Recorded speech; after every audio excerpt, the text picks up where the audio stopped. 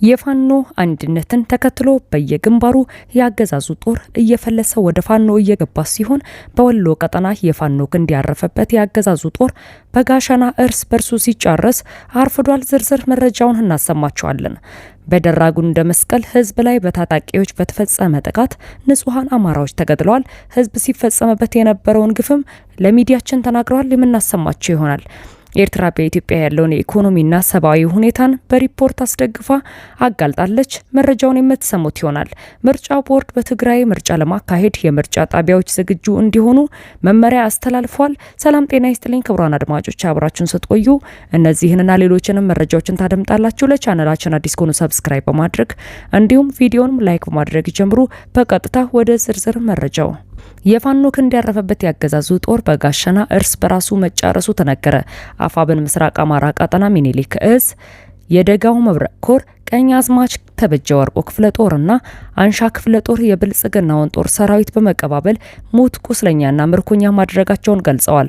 ጥር 16 2018 ዓመተ ምህረት መነሻውን ከጋሸና አድርጎ ሲጓዝ በነበረ የአገዛዙ ኃይል ላይ የተጠና ጥቃት የተፈጸመ ሲሆን ከጋሸና በ5 ኪሎ ሜትር ርቀት ላይ በምትገኝ ቀጣጢት ተብላ በምትጠራ ቦታ ላይ የቀኛዝማች ተበጀ ወርቆ ክፍለ ጦር ቃኝ በጠላት ሰራዊት ላይ 6 የድምሰሳና 9 ደግሞ ከባድ ቁስለኛ እርምጃ ሲወሰድ አንሻ ክፍለ ጦር ቃኝ ደግሞ በአርቢት ምድር ሌላ በተያያዘ የደፈጣ ኦፕሬሽን ከቀኛዝማች ተበጀ ወርቁ ቃኝ ግስላዎች ለማምለጥ ተበታትኖ ሲሸሽ የነበረ የብርሃኑ ጁላ ሰራዊትን እንዲማረክ ተደርጓል። በተደረገበት የደፈጣ ጥቃትም የተደናገጠው ያገዛዙ ኃይል በጋሸና መሀል ከተማ ረፋድ ላይ ሰራዊቱ እርስ በርስ ተኩስ የገጠመም ሲሆን በዚህም የእርስ በርስ ተኩስ በርካቶች ሙትና ቁስለኛ መሆናቸው ታውቋል። ይህ በእንዲህ እንዳለ ከአንድነቱ ብስራት ማግስት እየተናደ የሚገኘው የብልጽግና ወንበር ጠባቂ መከላከያ ሰራዊት 6 የ61ኛ ክፍለ ጦርና 1 የ65ኛ ክፍለ ጦር በአጠቃላይ 7 አባላቶቹ ሚኒሊክ እዝ ላስታ አሳምነው ኮር ማረጉ ተማረት ክፍለ ጦርን ተቀላቀሉ። የክፍለ ጦሩ አመራሮችም አቀባበል ያደረጉላቸው እነዚህ ያገዛዙ ሰራዊት የነበሩ አባላትም 7 ክላሽ ከ1400 በላይ ክላሽ ተተኳሽ፣ 14 የእጅ ቦምብ፣ 7 የወገብና የደረት ትጥቅ በመያዝ የአማራ ፋኖ ብሔራዊ ንቅናቄ ምስራቅ አማራ ቀጠና ሚኒሊክ እዝ ላስታ ጀነራል አሳምነው ጽጌ ኮር አካል የሆነውን ማረጉ ተማረ ክፍለ ጦርን ተቀላቅለዋል።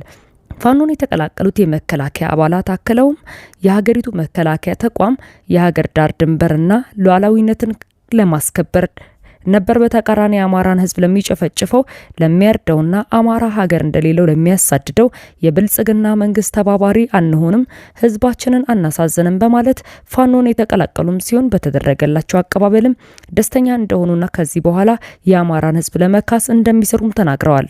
ይህ በእንዲህ እንዳለ በሰሜን ሸዋ ደራ ጉንደ መስቀል ከተማ አቅራቢያ ንጹሃን አማራዎች በታጠቁ ቡድኖች በአሰቃቂ ሁኔታ ተገደሉ። በሸኔና በአገዛዙ ኃይል በኦሮሚያ ልዩ ኃይልም ለ7 ዓመታት ግፍ ሲፈጸምበት የሰነበተው የደራ ህዝብ የድረሱልኝ ጥሪ ካሰማ ሳምንት ሳይሞላው በአሰቃቂ ሁኔታ በሸኔ ታጣቂዎች ተገድሏል። ከዓይን እማኞች የደረሰን መረጃ እንደሚያመላክተው ጥቃቱ የተፈጸመው ጉንደ መስቀል ከተማ በህዝብ ማመላለሻ መኪና ሲጓዙ በነበሩ ንጹሃን ላይ እንደነበርም ተገልጿል።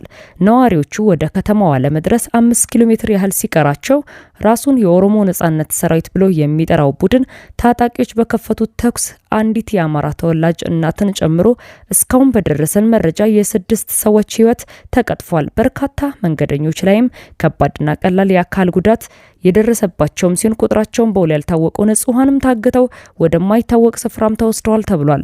በተለያዩ ኃይሎች ተከቦ በስቃይ የሚኖረው የደራ ህዝብ ከዞኑ ከተማ ፍቼ አዲስ አበባ የሚወስደው ዋናው መስመር በአገዛዙ ኃይል ከተዘጋ 7 ዓመት መቆጠሩን ነዋሪዎች ለሚዲያችን ተናግረዋል።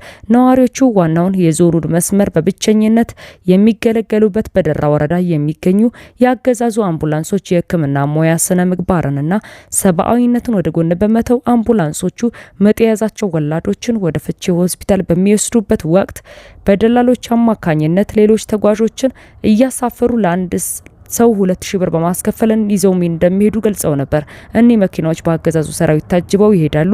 ሌላ የህዝብ መኪና እንዲሄድም አይፈቀድም ሲሉ ገልጸዋል። በተለይ የጉንደ መስቀል ከተማ ነዋሪዎች ዙሪያውን ከተማ በሸኔ ተከበው ነው ያለነው። አንዳንድ ወደ ከተማው ገብተው ጥቃት ይፈጽማሉ ይዘርፋሉ፣ ቀን ላይ ደግሞ የኦሮሚያ ልዩ ኃይል ነው ይመጣሉ ሲሉም ለሚዲያችን አስረድተዋል። ሸኔም የኦሮሚያ ልዩ ኃይልም ከአዋሳኝ የፋኖ ቀጠናዎች ፋኖ ወደ ጉንደ መስቀል እንደተጠጋ መረጃ ሲደርሳቸው ብቻ ከከተማዋ ለቀው ይሸሻሉ። ለ7 ዓመት በሰቀቀን ነው የኖር ነው ሲሉም በምሬት ገልጸዋል። ይህ በእንዲህ እንዳለ ኤርትራ በኢትዮጵያ ያለውን የኢኮኖሚና የሰብአዊ ሁኔታን በሪፖርት አጣቅሳ አጋለጠች። የኤርትራ የማስታወቂያ ሚኒስተር አቶ የማነ ገብረ መስቀል በኢትዮጵያ ያለውን ወቅታዊ ኢኮኖሚና የሰብአዊ ሁኔታ የሚያሳዩ መረጃዎችን በኤክስ ገጻቸው ላይ ያጋሩ ሲሆን ሚኒስትሩ በሰጡት መግለጫ በኢትዮጵያ በኩል በኤርትራ የመንግስት አስተዳደርና የኢኮኖሚ ፖሊሲ ላይ የሚሰነዘሩት ትችቶች ፍጹም ውሸት ሲሉ ገልጸዋል።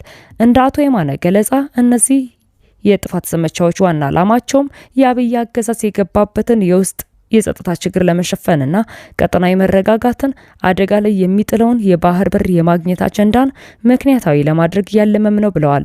ሚኒስትሩ አክለውም ኢትዮጵያ ባለፉት 3 አስርተ ዓመታት ከለጋሽ ሀገራትና ድርጅቶች በድምሩ 84 ቢሊዮን ዶላር የሚጠጋ የገንዘብ ድጋፍ ብታገኝም ሀገሪቱ በከፍተኛ የኢኮኖሚ ቀውስ ውስጥ እንደምትገኝ ጠቁመዋል። አቶ የማነ ለዚህ ማሳያ ይሆናሉ ያሏቸውንና ለ2025 የወጡ የኢትዮጵያን የኢኮኖሚና የሰብአዊ ቀውስ የሚያሳዩ ዝርዝር መረጃዎችንም አጋልጠዋል። ሚኒስትሩ ባጋሩት መረጃዎችም በሰብአዊ ሁኔታ በኢትዮጵያ በግምት 21.4 ሚሊዮን ሰዎች የሰብአዊ እርዳታ እንደሚያስፈልጋቸው ገልጸዋል።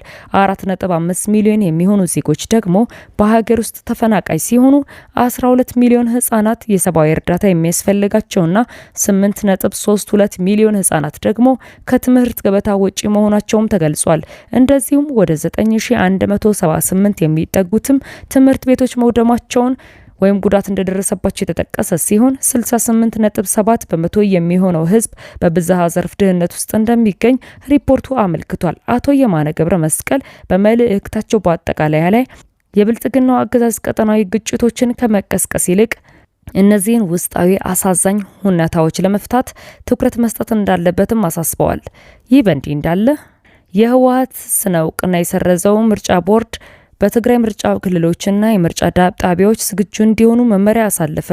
የምርጫ ቦርድ ግንቦት 4 2018 ዓመተ ምህረት አካሂደዋለሁ ለሚለው 7ኛው አገር አቀፍ ጠቅላላ ምርጫ ቅድመ ዝግጅት ይረዳ ዘንድም በትግራይ ክልል የምርጫ ክልልና የምርጫ ጣቢያ ጽህፈት ቤቶች እንዲደራጁ በአንድ ወር ጊዜ ውስጥ ለሁለተኛ ጊዜ ለትግራይ ጊዜያዊ አስተዳደር በይፋ ጥያቄ አቅርቧል። ለጊዜያዊ አስተዳደሩ በተላከው ደብዳቤ መሰረትም ቦርዱ በአሁኑ ወቅት ለሚካሄደው የምርጫ ሂደት የቅድመ ዝግጅት ስራዎችን እያከናወነ መሆኑን አስታውቋል። ምርጫ ቦርድ ከዚህ ቀደም ታህሳስ 3 2018 ዓመተ ምህረት በጻፈው ደብዳቤ ተመሳሳይ ጥያቄ ማቅረቡንም አስታውሷል።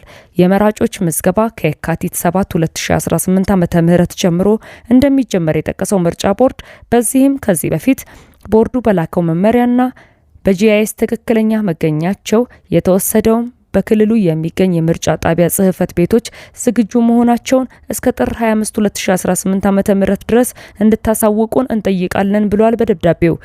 ክቡራን አድማጮች ለሳቱ ያጠናቀርኩላችሁ መረጃ ይህን ይመስል ነበር። ከጥቂት ሰዓታት በኋላ በሌሎች መደመጥ ካለባቸው መረጃዎች ጋር የሚመለስ ይሆናል። እስከዚያው መልካም ቆይታ።